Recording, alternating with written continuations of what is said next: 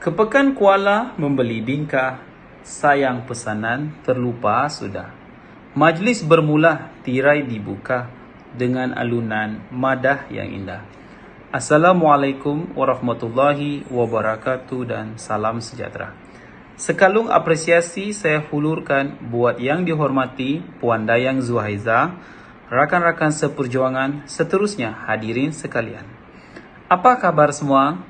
Saya doakan saudara dan saudari serta seluruh ahli keluarga berada dalam keadaan sihat walafiat. Alhamdulillah, marilah kita mulakan pagi ini dengan memanjatkan setinggi-tinggi kesyukuran kehadrat Allah Subhanahu wa taala atas kebesaran dan keagungannya jua, maka kami diberi kesempatan untuk bersama-sama berkongsi ilmu dengan kalian semua. Hadirin sekalian, pada penghujung 2019, masyarakat dikejutkan dengan suatu fenomena baharu yang belum pernah dialami dunia. Kemunculan penyakit yang dikenali sebagai virus COVID-19 menyebabkan seluruh masyarakat dunia panik dan ketakutan kerana ia boleh merenggut nyawa. Pelbagai langkah dan inisiatif dilaksanakan oleh masyarakat dunia untuk mengekang virus ini daripada terus merebak. Di antara langkah yang telah diambil dan telah menjadi norma baharu masyarakat kini adalah kawalan pergerakan dan penjarakan sosial. Selain daripada itu, penjagaan kebersihan pada tahap maksimum turut membantu menyekat penularan wabak COVID-19. Malaysia juga tidak terkecuali daripada berhadapan dengan senario sebegini, dengan perintah kawalan pergerakan PKP yang masih dilaksanakan sehingga ke hari ini. Penularan wabak COVID-19 telah mengakibatkan bukan sahaja krisis kesihatan sedunia, tetapi juga krisis ekonomi pada skala yang tidak pernah dialami di peringkat global sejak tahun 1930-an. Negara kita tidak terkecuali daripada menerima kesan wabak COVID-19. Dengan lebih 800,000 orang telah dijangkiti virus ini dan ekonomi negara menguncup sebanyak 5.6% untuk tahun 2020. Hal ini mengakibatkan ramai yang hilang punca pendapatan dengan penutupan penuh sektor sosial dan sektor ekonomi. Keadaan ini mendesak masyarakat untuk mencari pendapatan sampingan, waimah ada di kalangan yang masih ada pekerjaan stabil seperti penjawat awam. Saudara-saudari sekalian, pendapatan sampingan bermaksud hasil pendapatan daripada kerja sampingan yang dilakukan di luar daripada waktu bekerja. Antara contoh pekerjaan sampingan yang terkenal pada musim pandemik sekarang ialah perkhidmatan e-hailing dan p-hailing, menjual barang-barang terpakai secara atas talian, menjadi dropship atau ejen sesuatu produk dan perkhidmatan dan lain-lain. Dengan pendapatan daripada kerja hakiki sahaja, sebahagian besar mengatakan adalah tidak mencukupi untuk menampung kos kehidupan yang makin mencabar. Justru itu, ramai yang berusaha mencari pendapatan sampingan untuk memperoleh sumber kewangan yang lebih. Bukan itu sahaja, hasil daripada pendapatan sampingan dapat membantu kita melangsaikan hutang.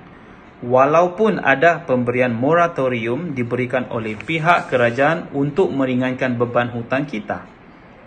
Pendapatan yang kita peroleh hasil dari kerja sampingan boleh digunakan untuk membayar hutang, manakala pendapatan dari kerja hakiki boleh digunakan untuk keperluan harian.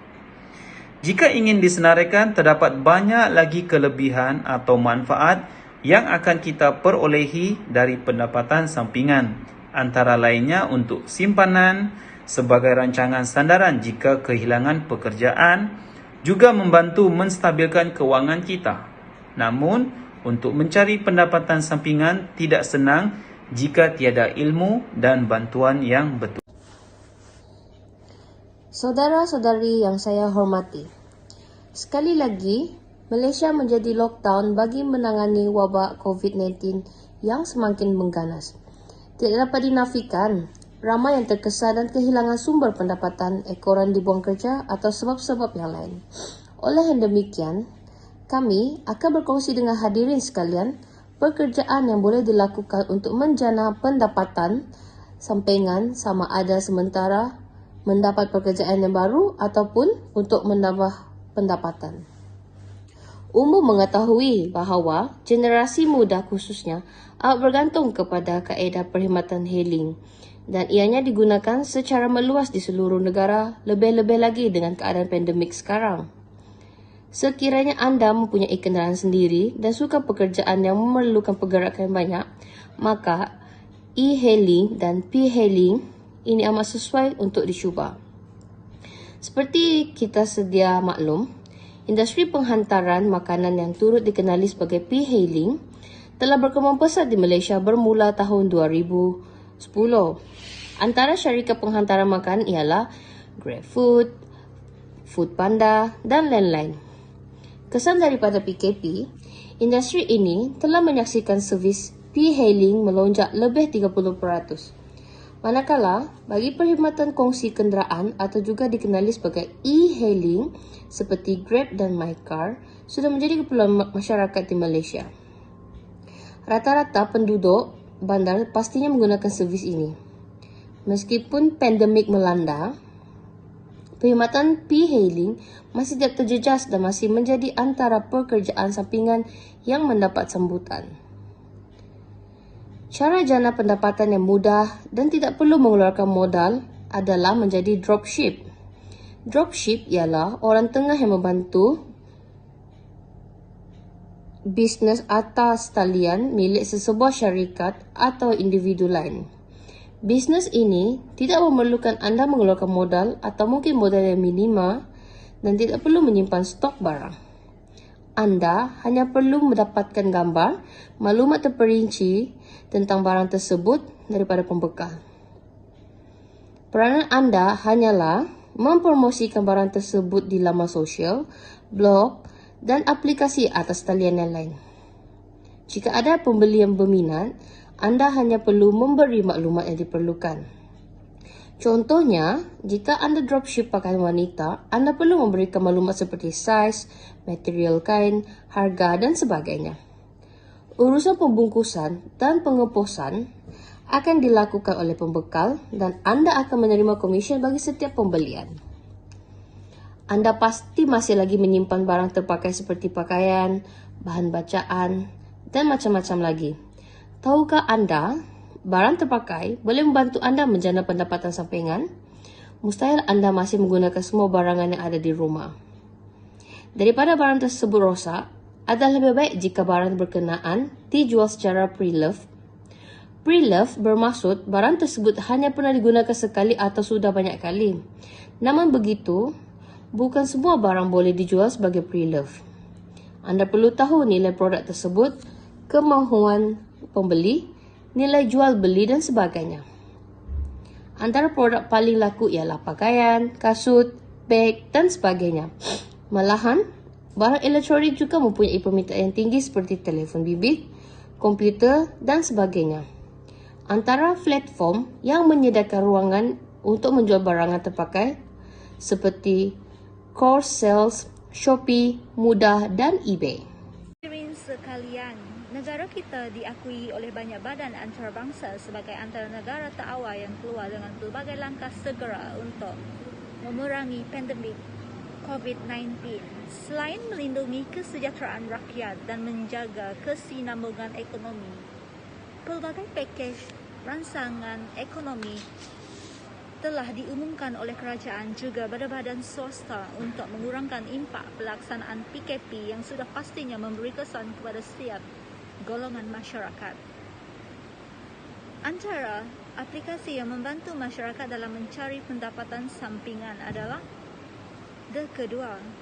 Aplikasi ini telah dibangunkan pada tahun 2018, namun ianya rancak digunakan selepas Bank Negara Malaysia melancarkan aplikasi The Kedua pada 2 Februari tahun lepas.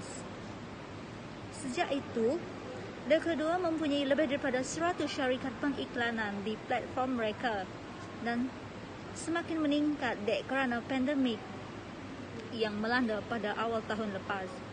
Untuk pengetahuan saudara-saudari sekalian, aplikasi yang kedua bukanlah sebuah portal carian kerja, tetapi ia merupakan aplikasi untuk kita menjana pendapatan sampingan tambahan.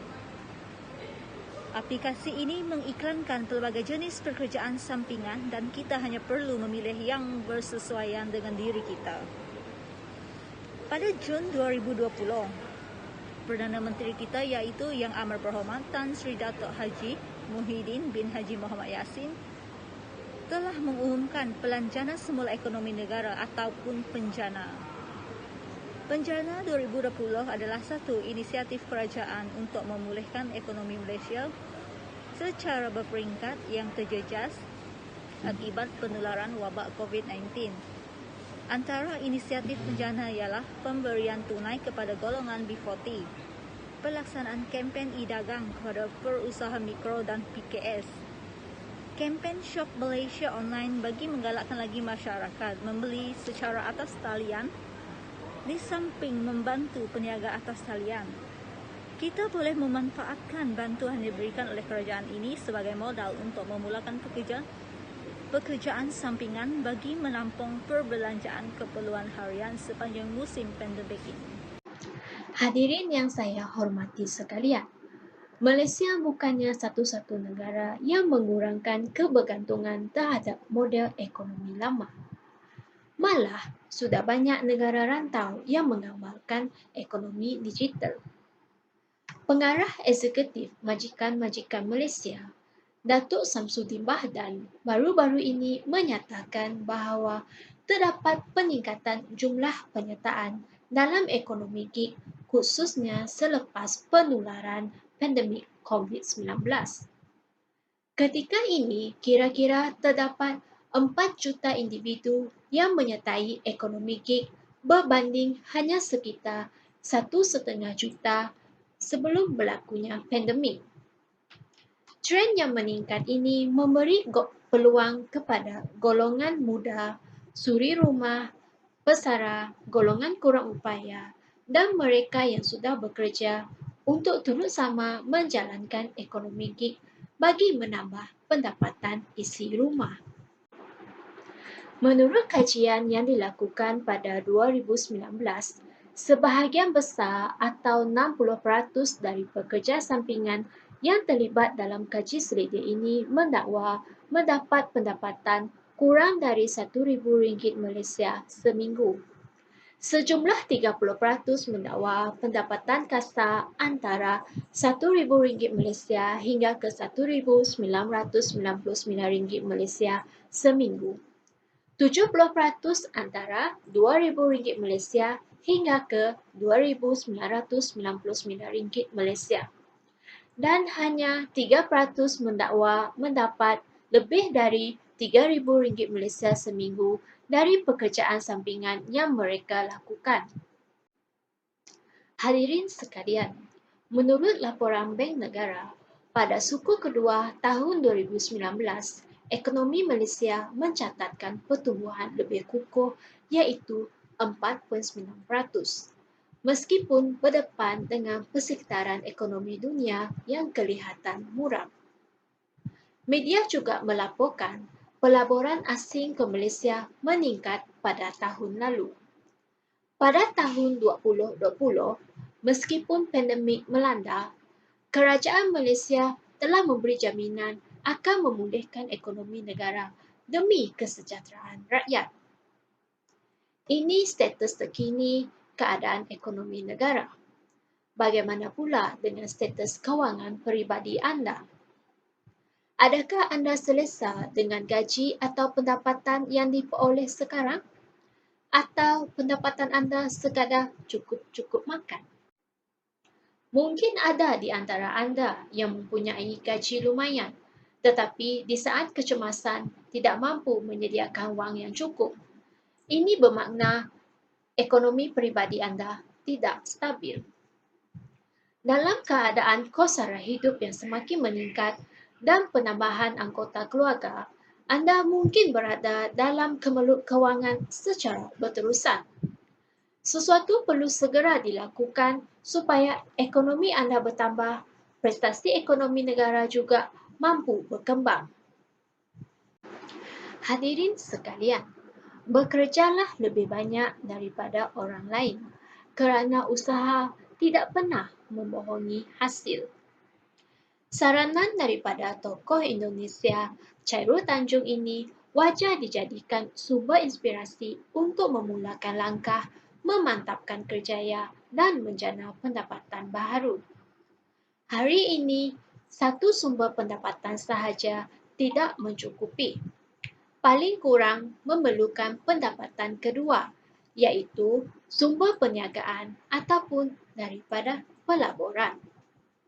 Sebelum mengundur diri, kumpulan kami ingin mengucapkan ribuan terima kasih kepada semua pihak yang terlibat sama ada secara langsung ataupun tidak langsung.